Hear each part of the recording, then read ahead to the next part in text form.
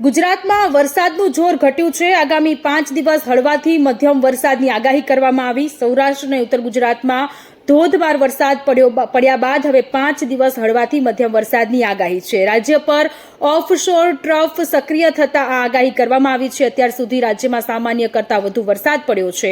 506 મીમી જેટલો વરસાદ અત્યાર સુધી રાજ્યમાં નોંધાઈ ચૂક્યો છે, જે સામાન્ય કરતાં 15% વધુ છે।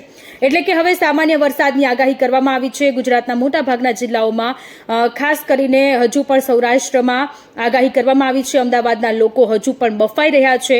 અમદાવાદ શહેરમાં વરસાદ પડે તેવી અત્યારે લોકો કાગડોળે રાહ જોઈ રહ્યા છે। નવસારી અને વલસાડ તેમજ બનાસકાંઠા, મહેસાણા, ગાંધીનગર, આણંદ, ખેડા, વડોદરામાં પણ સામાન્ય વરસાદની આગાહી વ્યક્ત કરવામાં આવી છે। વહેલામાં વહેલી તકે મધ્ય ગુજરાતમાં વરસાદ પડે, ઉત્તર ગુજરાતમાં વરસાદ પડે તેવી લોકો રાહ જોઈ રહ્યા છે। આ વખતે સૌરાષ્ટ્ર અને દક્ષિણ ગુજરાતમાં સાંબેલાધાર વરસાદ પડ્યો, ઘણી બધી મુશ્કેલીનો સામનો લોકોએ કર્યો છે।